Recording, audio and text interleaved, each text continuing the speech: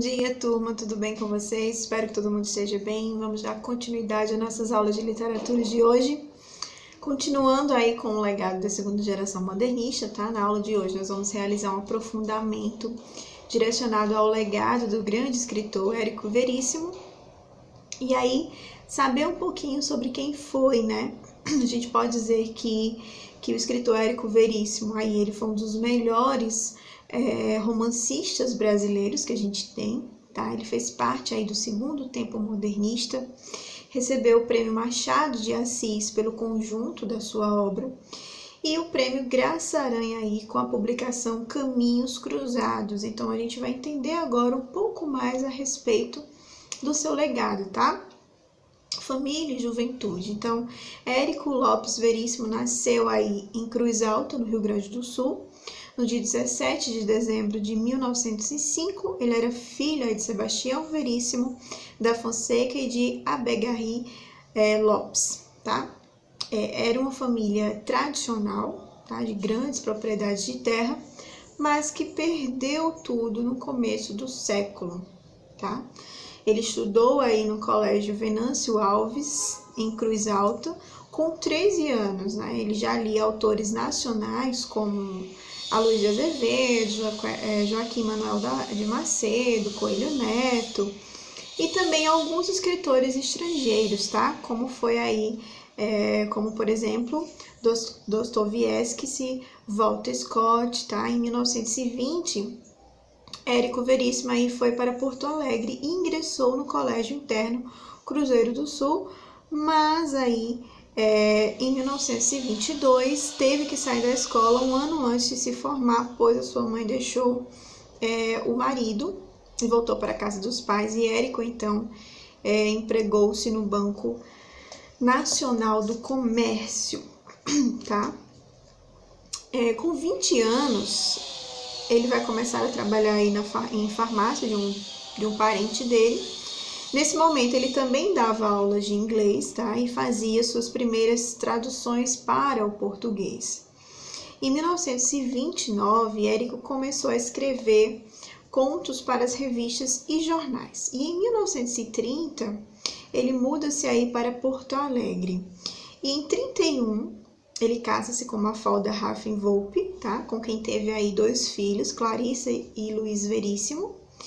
E em 1932, ele vai publicar aí uma coletânea de contos intitulada Fantoche. Depois dessa publicação, os editores da revista Globo lhe oferecem um emprego, tá? Ele traduzia artigos de jornais e revistas estrangeiras, e época em que ele vai viver aí com alguns escritores de nome, tá? Escritores aí renomados.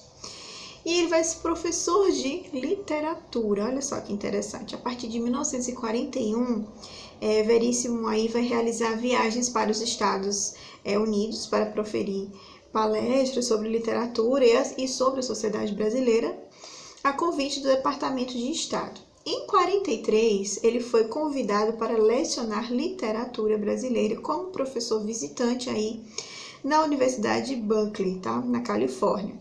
Em 1945, estava de volta aqui no Brasil. Então, Érico narrou aí suas impressões dessa época, né?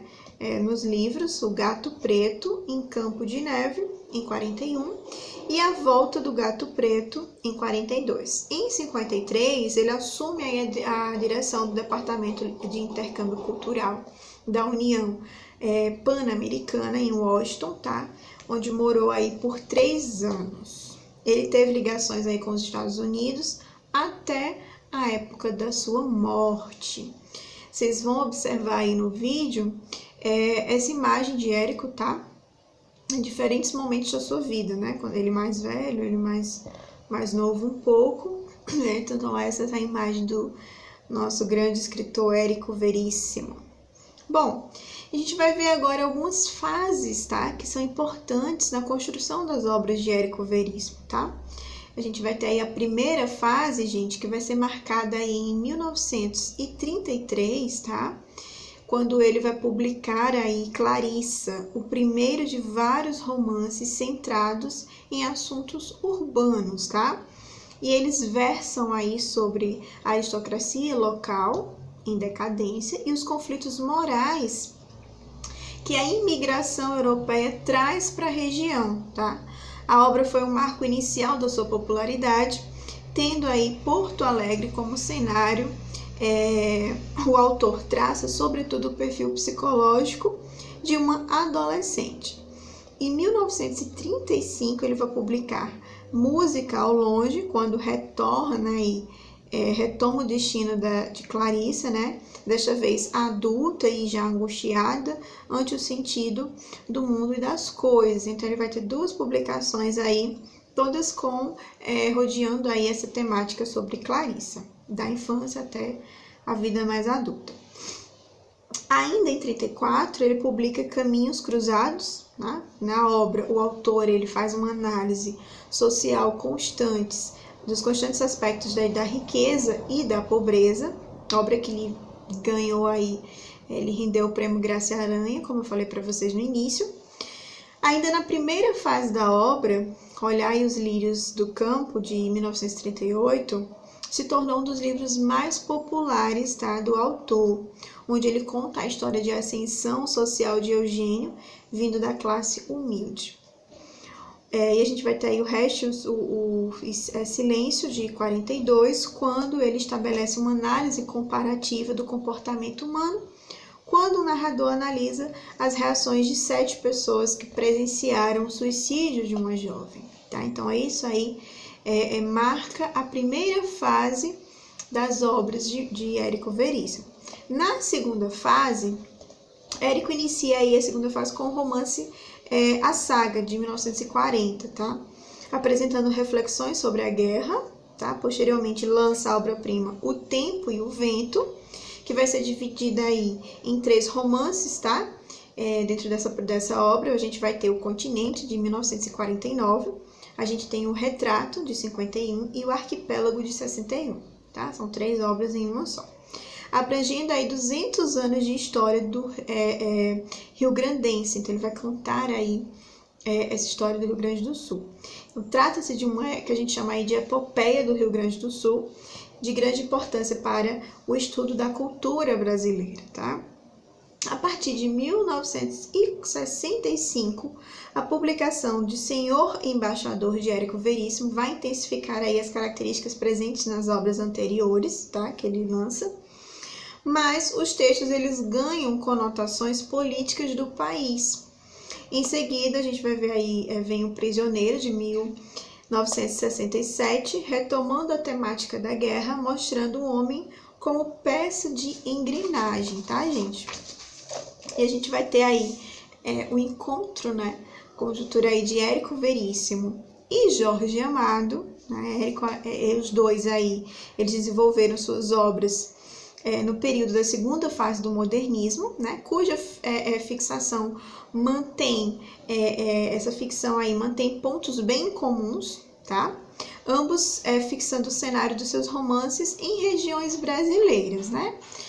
Como a gente viu aí nas aulas anteriores, esses romances regionalistas, principalmente na região Nordeste, tá?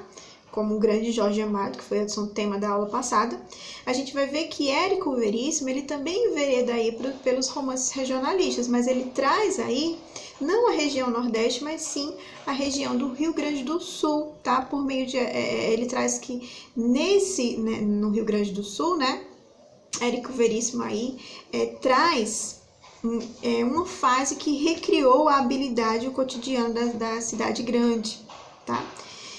Em outra aí, ele reconstitui epicamente esses episódios da forma social de seu estado. E a Bahia, né, por meio de Jorge Amado, que melhor soube aí captar as contradições, os problemas, a riqueza cultural de seu estado natal. Então, a gente vai ter aí homenagens e Filho, né? Em 1954, Érico Veríssimo, por sua obra O Prêmio Machado de Assis, da Academia Brasileira de Letras.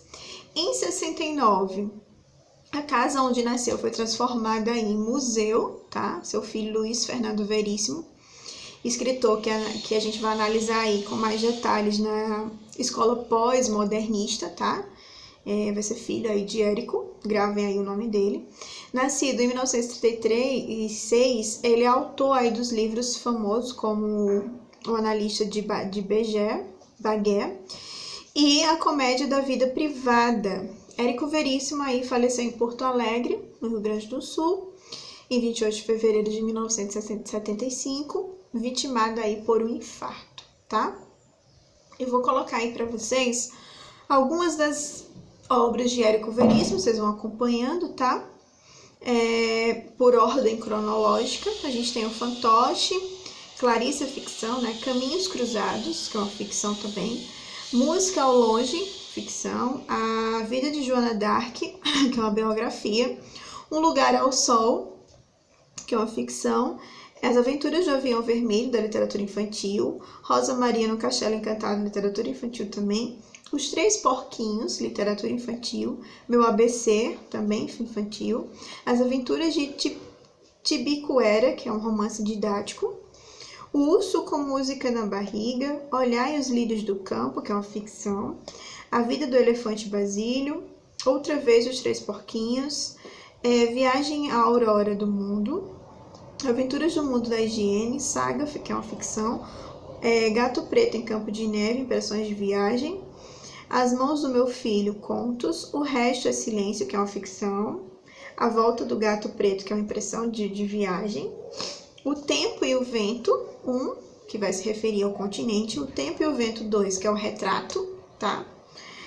Noite, novela, Gente, Bichos, Ataque, novela, aí a gente volta para O Tempo e o Vento 3, que vai falar sobre o arquipélago, O Senhor Embaixador, que é um prisioneiro em Israel, em abril, O Incidente de Antares, O Solo da Clarineta, Memórias, tá? Então, essas são aí algumas obras de Érico Veríssimo, tá? E a gente vai, nessa aula de hoje, vamos nos deter aí em duas obras, tá? Uma breve análise, obviamente que aqui não é uma análise profunda, mas é interessante que vocês conheçam porque o Enem ele gosta muito de cobrar Érico Veríssimo, tá? Bom, então a gente vai ver agora uma breve análise de Caminhos Cruzados, tá? Que ela foi publicada aí em 1935, Caminhos Cruzados, é um romance urbano e de aguda observação social, tá, gente?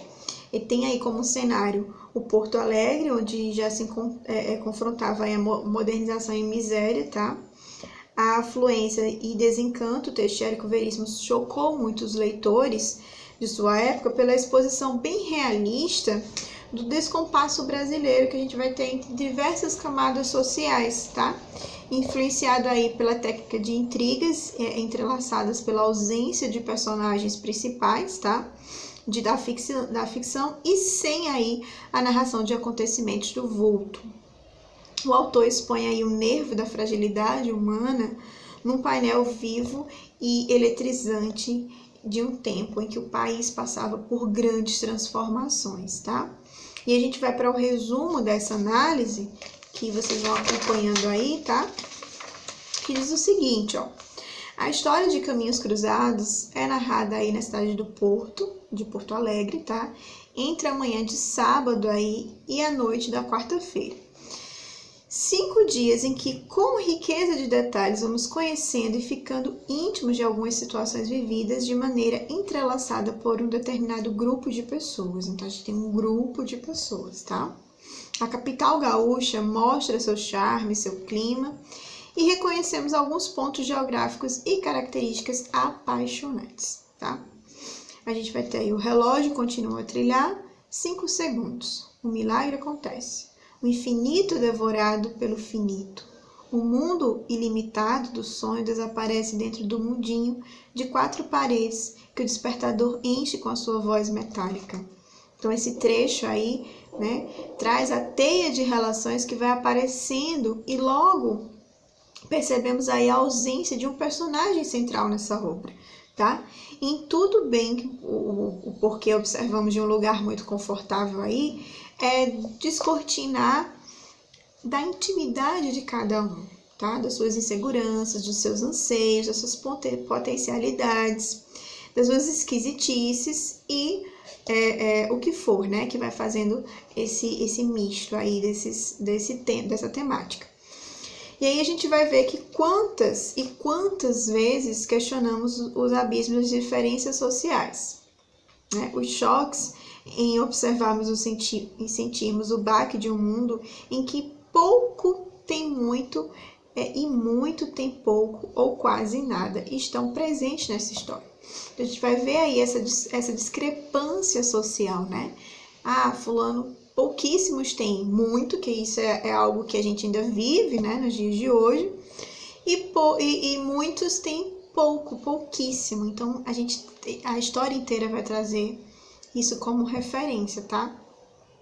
A desigualdade e a insegurança encaradas aparecem aí no livro, tá? De maneira muito dolorida.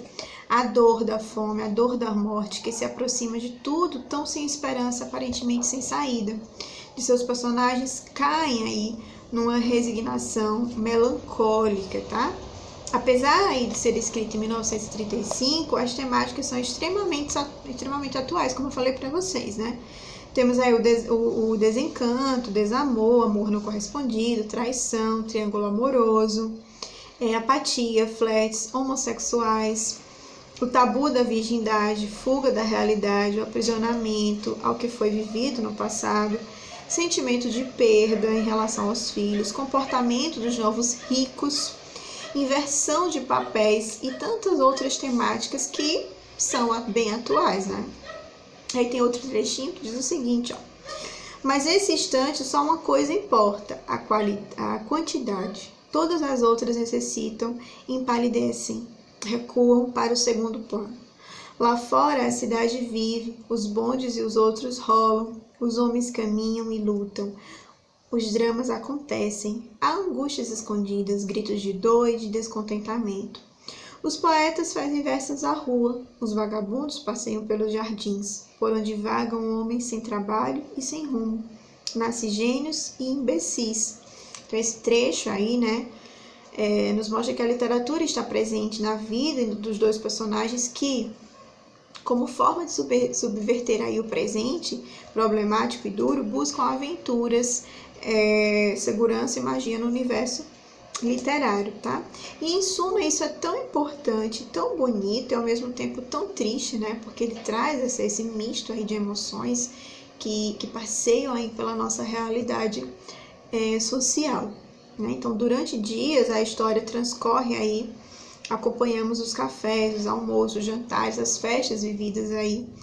E vamos conhecer o professor Clarimundo, que é uma figura portador do transtorno obsessivo compulsivo, tá? E de uma solidão curiosa. A gente também tem o rico Honorato Madeira e sua mulher Virgínia, e o filho Noel, um rapaz de grande sensibilidade, apaixonado aí por Fernanda, que é sua amiga desde a infância. Fernanda é uma jovem bem prática, objetiva e acaba assumindo a responsabilidade na família. A gente também vai ter aí Salu, que não trabalha ou estuda e distribui aí charme nas festas e conquistas. A gente tem também Chinita, que é a deslumbrante filha de Zé Maria, que era um ganhador da loteria, cuja mulher Maria Luísa só pensa em como era feliz quando era pobre, tá? A gente também vai ter aí, observem aí no vídeo, um trechinho, tá? Da obra que diz o seguinte: mas Noel está ouvindo mentalmente Debussy. Fernanda não ouve nem Noel, nem Verdi, nem Debussy. Está vendo com os olhos interiores um dia indiscutível em que o esforço dos homens de boa vontade, sem violência, sem fanatismo, possa igualar as diferenças sociais. Né? Então, esse é um trechinho aí. E a gente seguimos com o pobre desempregado João Benévolo, tá? Que é apaixonado pelos Três Mosqueteiros de Alexandre Dumas, casado com Laurentina e pai de Napoleão. Temos o adolescente Pedro, apaixonado pela prostituta Cacilda, e chegamos ao renomado aí empresário Teotônio Leira, que é casado aí com uma religiosa senhora Dodô. Senhora Dodô, né, que é a caridosa que, muito além de contribuir com a diminuição da pobreza, almeja aí ser reconhecida de maneira midiática pelo que faz, tá? E aí essa obra, em suma, podemos dizer que é uma obra surpreendente. Pela fluidez, no correr dos olhos, pode ser realista, tá?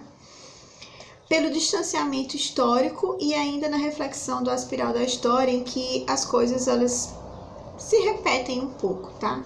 E a gente pode dizer aí que é um desfecho adorável que traz a realidade, como eu falei para vocês, ela não tem um personagem principal, mas ela assim um amontoado de personagens, e cada qual desses personagens traz uma características específicas e trazem um conteúdo social, né, que veste a obra aí de forma tão perfeita e tão admirável, tá?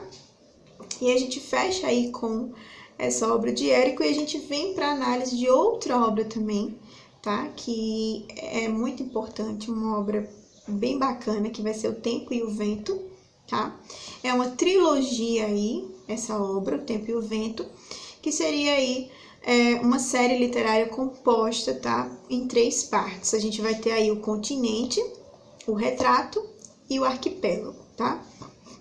Essas partes aí, essa trilogia, ela vai apresentar a saga de uma família, tá? A família Terra Cambará. O romance, em suma, conta parte da história do Brasil em pleno processo aí de formação do estado do Rio Grande do Sul. Como eu falei para vocês, a gente foge um pouquinho da região Nordeste e vem trazer a história do Rio Grande do Sul. É interessante que a gente busque mesmo a história para que a gente possa compreender o contexto e a trama em si, tá? E aí a gente vai ver um pouquinho de cada uma dessas trilogias, do continente, do retrato e do arquipélago, tá? Vamos iniciar aí o continente. O continente, gente, é o primeiro parte do Tempo e o Vento, tá? Ele vai ser dividido aí em 2 volumes. A história parte do nascimento de Pedro missioneiro, um menino mestiço de índio e branco que desaparece em um cavalo quando as forças portuguesas estão prestes a invadir aí 7 povos das missões e só reaparece já adulto, tá? Posteriormente a gente vai ter aí os aventureiros sorocabanos que vão ao sul da região, o qual chama aí de continente em busca de terras férteis. Entre os emigrantes dessa família, né, da terra, que torna-se aí o centro da história que forma aí o estado. Ana Terra, que é filha aí dos paulistas de Sorocaba, Henriqueta e Maneco Terra, que se apaixonam e engravidam o índio, né, engravida do índio Pedro Missioneiro. No momento em que seu pai descobre a gravidez, ordena que o irmão de Ana matem Pedro, né? Quando os espanhóis invadem a fazenda da família Terra e matam seu pai e um dos seus irmãos, Ana muda-se para Santa Fé, local onde sucederá todo o resto da história. História bem bacana, né? E aí eu vou trazer algum trechinho, 2 trechos aí da obra, tá? Que diz o seguinte, ó. Ali deitada no chão, a olhar para as estrelas, ela se sentia agora tomada por uma resignação de que chegava quase a ser indiferença. Tinha dentro de si uma espécie de vazio. Sabia que nunca mais teria vontade de rir nem de chorar. Queria viver, isso queria. E em grande parte por causa de Pedrinho, que afinal de contas não tinha pedido a ninguém para vir ao mundo, mas queria viver também de raiva e de birra. A sorte andava sempre virada contra ela, pois Ana estava agora decidida a contrariar o destino. Ficara louca de pesar no dia em que deixara Sorocaba para vir morar no continente. Às vezes, sem conta, tinha chorado de tristeza e de saudade naqueles cofundós. Vivia com medo no coração, sem nenhuma esperança de dias melhores, sem a menor alegria, trabalhando como uma negra e passando frio e desconforto. Tudo isso por quê? Porque era a sua sina. Mas uma pessoa pode lutar contra a sorte que tem e pode e deve, né? Então a gente observa esses trechozinhos da obra, né? E em Santa Fé, Pedro Terra, filho do casal Ana Terra e Pedro missioneiro, né? Cresce e constrói a sua família e torna-se pai de Juvenal Terra e Bibiana Terra. Nesse volume, né, o capítulo, um certo Capitão Rodrigo, é um dos principais destaques da obra, tá, gente? A chegada repentina de Rodrigo Cambará a Santa Fé é marcada pelas características do rapaz, que representa a imagem do homem gaúcho, com o atributo principal de ser forte, aventureiro, bravo e destemido, tá? A gente tem outro trechinho da obra aí que vamos ler aqui, que fala o seguinte, olha só. Toda a gente tinha achado estranha a maneira como o capitão Rodrigo Cambará entra na vida de Santa Fé. Um dia chegou a cavalo, vindo ninguém sabia de onde, com o chapéu de barbicacho, puxado para a nuca. A bela cabeça de macho ativamente erguida e que aquele seu olhar de gavião que irritava e ao mesmo tempo fascinava as pessoas, devia andar lá pelo meio da casa dos 30. Montava um alazão, trazia bambachas claras, doma militar azul, com gola avermelhada e botões de metal. Tinha um violão a tiracolo, sua espada, apresilhada aos arreios, rebrilhava ao sol daquela tarde de outubro de 1828. E o lenço encarnado que trazia no pescoço esvoaçava no ar como uma bandeira. Apeou na frente da venda do Nicolau, amarrou o alazão no tronco de um cinamono, entrou arrastando as esporas, batendo na coxa direita com o rebenque, e foi logo gritando, assim com ar de velho conhecido: Buenas, me espalho, nos pequenos dou de prancha e nos grandes dou de talho. Então, a gente vê aí que causa uma certa empatia, né? Em todo o povoado, Rodrigo Cambará é convidado a abandonar a cidade, porém não obedece aí às ordens e permanece ali, tá? Então, certo dia, ao ver aí Bibiana Terra, o capitão Cambará ele vai se apaixonar por ela. Então, Bibiana herda da avó, né, Ana Terra, uma desconfiança de todos os homens. Estava sendo cortejada por Bento Amaral, filho do coronel Ricardo Amaral, com quem o capitão Rodrigo Cambará trava um duelo de armas brancas pela mão da moça. Esse duelo resulta em Bento deferindo um tiro de revólver que levará escondido, né, deixando aí Rodrigo entre a vida e a morte. E após descobrir o feito covarde do filho, Amaral promete deixar o capitão Rodrigo Cambará viver tranquilo no povoado. Então, impressionada aí com a imagem, com a coragem de Rodrigo, Bibiana aceita casar-se com ele.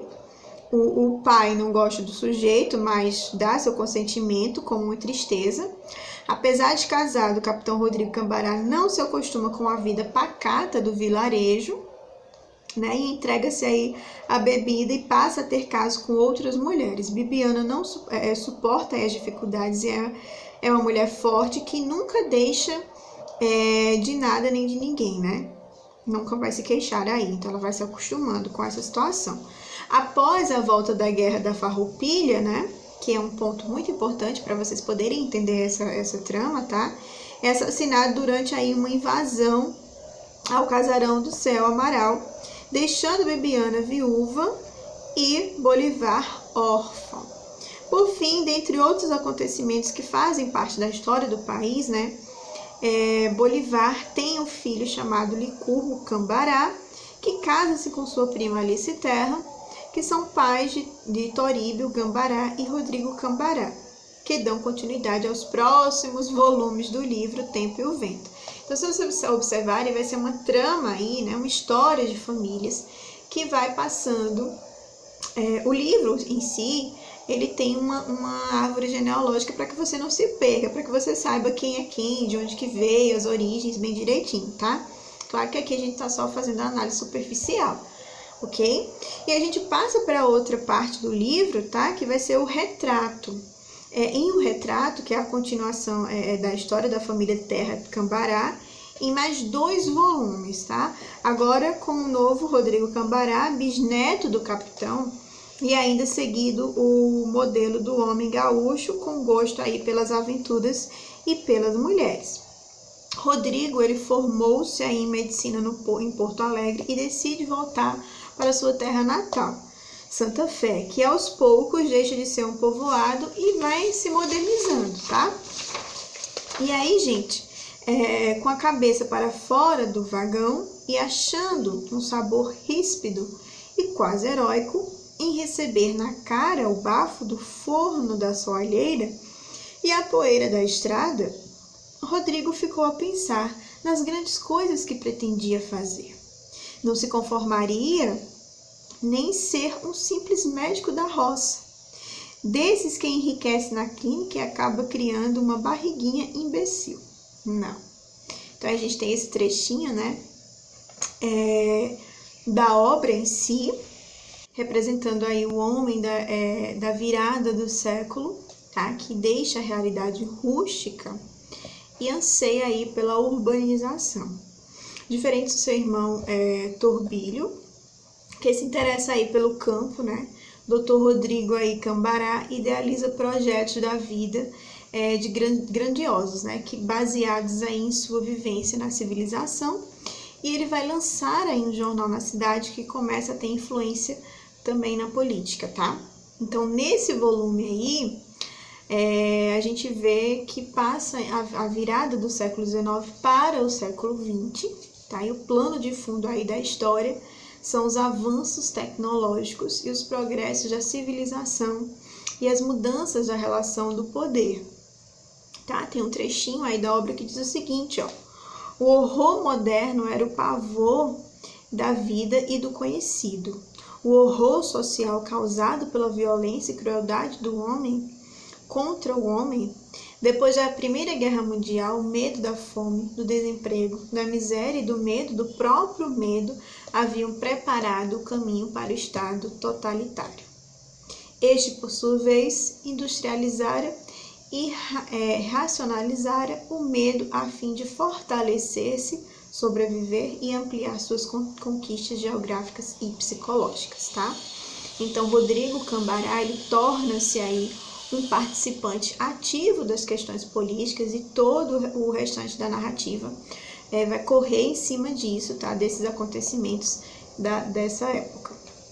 A gente vai para outra parte do livro, né? Da trilogia, que vai ser justamente o arquipélago, tá? Que é a terceira e a última parte do livro, que é dividido em 3 volumes, tá?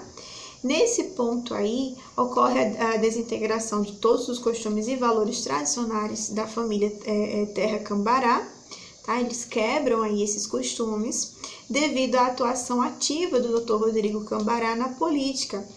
Parte da ação passa aí no Rio de Janeiro, a capital do país na época, na qual ele é eleito deputado federal. Os personagens reais, como Getúlio Vargas, Oswaldo Aranha, Luiz Carlos Prestes, partiram aí da trajetória de Rodrigo Cambará, mesclando ficção com realidade, tá? E novamente a gente vai ter Rodrigo Cambará, que ele retorna aí a Santa Fé, ampliando o poder da família Cambará a âmbito nacional. Neste volume, tá? O capítulo Diário de Silvia, em primeira narração feminina, apresentando aí os personagens de O Tempo e o Vento sobre um ângulo bem diferente. Então, relatado em primeira pessoa por Silvia, tá? Noiva de Jango e apaixonada pelo cunhado Floriano, a personagem relembra sua trajetória desde a infância dela até o amor fracassado aí por Floriano. E por fim, Floriano Cambará decide aí escrever a história da família e inicia aí um conto com as primeiras palavras de O Continente. Então ele diz o seguinte, mais um trechinho. Era uma noite fria de lua cheia. As estrelas cintilavam sobre a cidade de Santa Fé, que de tão quieta e deserta parecia um cemitério abandonado. Tá? Então esse é um trecho da obra. Então, essa obra ela é dividida e eu vou colocar para vocês aí, tá?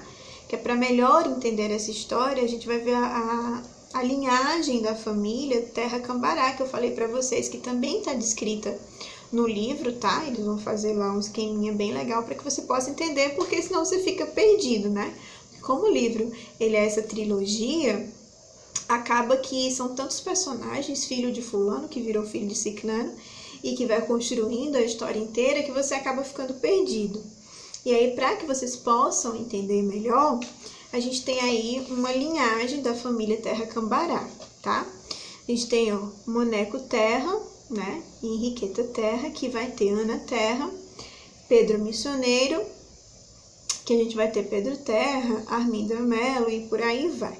Então, a gente tem essa linhagem da família, para que a gente possa, cada trama, né, vai estar contando a história aí de todos eles, tá? Vocês dêem uma olhada, também vai estar disponível no material de apoio, ok, gente? Bom, e a análise da obra O Tempo e o Vento, como eu falei, é uma trilogia que abrange aí 200 anos de processo de formação do Rio Grande do Sul, tá? Publicado pela primeira vez em 1949. A obra consagrou aí o escritor gaúcho Érico Veríssimo como um dos maiores escritores brasileiros mais populares do século XX, tá? Que vai falar justamente da sua região, né? Um cunho regionalista, diferente daquele do Nordeste, que passa aí a falar um pouquinho sobre o Rio Grande do Sul. Ele foi dividido aí em partes, tá? O Tempo e o Vento levou mais de uma década para ser escrito. Imagina, se passar 10 anos, né? Escrevendo aí uma obra. A última parte aí da trilogia não era mais esperada devido à frágil saúde do autor, que sofreu um ataque cardíaco, tá? Porém, o Arquipélago foi publicado aí 11 anos após o Retrato. O título, empregados para compor a obra, remetem o significado de cada uma das histórias. O Continente refere-se aos valores sólidos, tá? Já o Retrato faz referência a uma pintura de Rodrigo Cambará, que pede para fazer de si mesma e pendurar aí na sala do sobrado da família. Retrata a personalidade dele, mais individualista e narcisista. Já o Arquipélago é a dissolução do continente, tá? Agora, os integrantes da família Terra Cambará são como ilhas, né? Um distante do outro, isolados, não existente mais o entendimento. O Tempo, gente, e o Vento é considerado a obra definitiva da região sul e uma das obras mais importantes do Brasil também, né? Que foi adaptada para a TV e para o cinema diversas vezes. Como vocês podem ver aí no vídeo, a gente vai ter aí O Tempo e o Vento, tá? Que é uma capa do filme brasileiro, redigida aí por Jaime Monjardim. Estreou aí em 20 de setembro de 2013, levando aí milhões de espectadores aos cinemas. Essa adaptação, a trilogia harmônica aí, de Érico Veríssimo, né? Que teve principal relação aí em Bagé, exibido pela Rede Globo, tá? Pela primeira faixa de linha de shows como os microséries, de 1º a 3 de janeiro de 2014, em 3 capítulos, que foi exibido aí como minissérie, tá? Microsérie, perdão. E a gente vai ter aí, rendeu aí uma audiência muito boa na época, tá? Considerada excelente para o horário. A gente tem estrelando aí, para representar esses personagens, vamos ter Tiago Lacerda, Majoristiano, Fernanda Montenegro. A gente tem também José de Abreu, Rafael Cardoso, Elisa Volapto, Luiz Carlos Vasconcelos, Leonardo Medeiros, Suzana Pires, Maiana Moura, Paulo Goulart e Cléo Pires, tá? No elenco todo, para vocês terem noção. Muito boa essa minissérie, né? Eu acredito que vocês poderiam assistir para conhecer melhor a história, tá? A gente tem outra imagem aí do Tempo e o Vento, que é uma história de amor, viu? Que combates aí e superações, de combates e superações, essa história de amor. E o filme retrata aí a história de amor entre Bibiana, que é representada no filme, na obra aí, por Majoristiano, e Capitão Rodrigo, que é representado por Tiago Lacerda, em meio aí a conflitos de duas famílias que são opostas, tá? Observem a imagem aí de Marjorie e Tiago Lacerda. Nessa outra imagem que vocês podem ver aí, a gente vai ter Tiago Lacerda, que é aí o Capitão Rodrigo. É uma história muito bacana, tá? Fazendo essa análise superficial, talvez ela fique um pouco complexa, mas porque o livro, a obra em si é gigantesca, tá? Ela é dividida aí em fases, ela tem conta a história de uma família, né? Como eu falei para vocês, tem uma linhagem enorme que a gente precisa ler para compreender. E quem tiver interesse, a obra aí em si, né? A minissérie, ela tá aí para vocês poderem assistir e tirarem as conclusões de vocês, mas é interessante para vocês poderem compreender a Guerra Farroupilha, né, lá do Rio Grande do Sul, entender um pouquinho da história para poder compreender a obra, mas é fantástica, tá, gente? Bom, a gente tem algumas questões que fazem referência a essas obras, tá, que são o que foi a Revolução Farroupilha, vocês já devem ter visto história, né, creio eu, e tem um exercício de fixação aí sobre o conteúdo. Gente, qualquer dúvida que vocês tenham, vocês já sabem. Estou aqui para ajudá-los, tá? Espero que vocês tenham gostado. Deixe sugestão aí para vocês assistirem, tá? E até a próxima aula. Tchau, tchau!